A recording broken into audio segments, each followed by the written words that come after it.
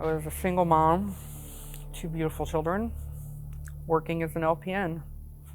Found love, moved to a little bit bigger town, still working, everything was great. Got pregnant, lost my job.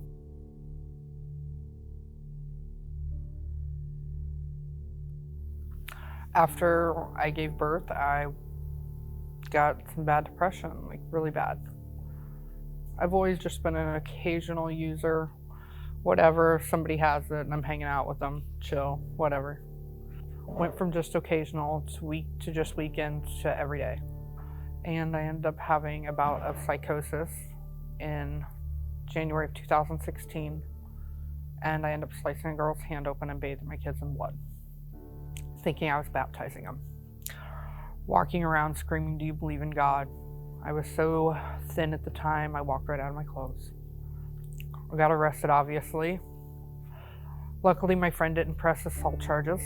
I didn't get charged for hurting her. I just got put in a psych ward and listed as mentally ill, substance abuse, and unstable.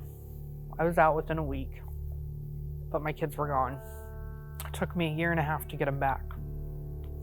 And I worked my butt off, and I thought it was all over. My kids are home, my husband's working, life is great. And we started using it again. Another year later, boom, I lost my kids again to the state. And this time, they didn't come home. I ran away January of 2020 from my husband. Not so much that he was the cause, but more that I was just done with the drugs. I still very much love him, and I apologized to him for leaving without saying a word, but I had to start over. 2 months later, I found out I was pregnant. And my first question was, God, why me? Why? Like, I just lost the other 3. I don't need this. But I got through it. I got through the pregnancy, I got through the relinquishment of my rights, and I got through all the court stuff with my oldest kids. And finally being okay with them not coming home.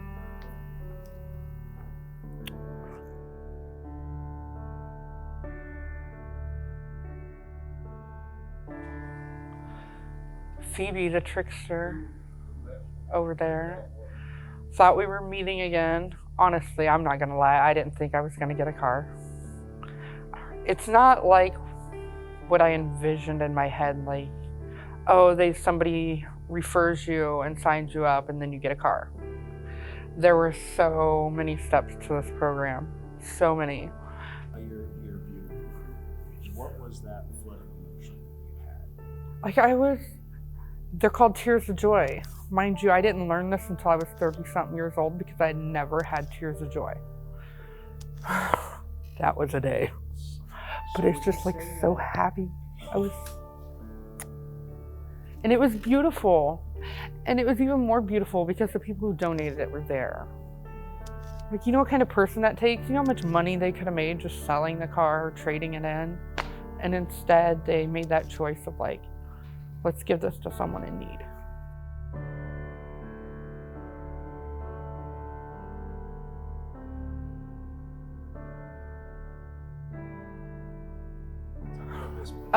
Being newly sober, I was trying to find hobbies or activities that I could incorporate in my sobriety that I would like to do. So Phoebe kind of started up the women's group, and we decided to start meeting, and I'm like, well, maybe these ladies would like to do axe throwing with me, because I'd heard of it. I saw it on a walk one day, thought, that looks like fun, but I didn't want to go alone, you know? Like, who wants to... Like, I want to try a new hobby, but I want to have friends to do this hobby with. Come to find out, they had offered to pay for it if we do it as one of our group activities. So I'm like, yes! I finally get to try axe throwing. We all get here in the day of. It is like the best day of my life because I'm like, this looks like so much fun. The first one I threw hit. Boom. Yes. No, not quite, but it stuck. The axe stuck. Okay, I expected to have like 40 flops before I get this axe in the wall. Mind you, it's also very good for anger management. just in case anybody needs to know. So that's where we are now, craft axe throwing, and I'm excited. I like it here. So tell me about what has that community been like for you? It's been great. It's like my Tuesday night thing to do. Like, it's something like gets us out of the house. We get to see people. We get that social interaction. But just having people to talk to, people who understand, you know, people who've been through it, and they listen, and we pray together, and we talk about it, and we work out solutions, and you have that effective communication that I didn't have growing up. So these women have now become my support group. They are like my family. They didn't replace anybody, but they're now here when I need somebody. This girl got She's my Wonder Woman. Why is that? Because like, even you go through these programs, and a lot of people you meet, they help you do things, and it's over with. That's the end. Instead, we've built a friendship. Like, it doesn't matter what the question is or what time of day it is, and who that like tells you like you don't have an emergency contact. What put me down? Like, really? I would have never thought to ask, and you just volunteered because I don't. What am I supposed to put? My 10-month-old daughter? Through my ups and downs, through my struggles, she's seen it. She's gotten to know me. We've got to spend time together outside of Chariots for Hope activities, and we've had fun, you know? And just being like the greatest aunt ever to my daughters. It's been amazing. I love you, Phoebe. Thank you.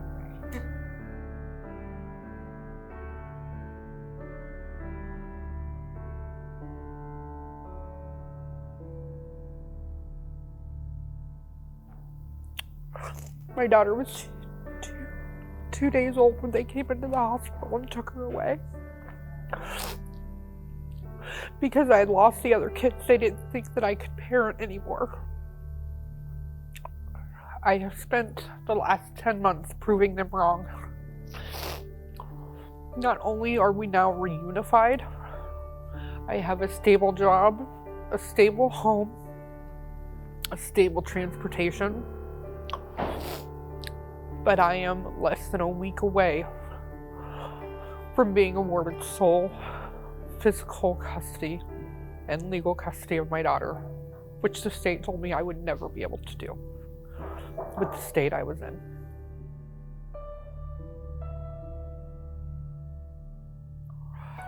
So as of now, I have sole legal and physical custody of my daughter. I have been a success. Thank you, Chariots for Hope.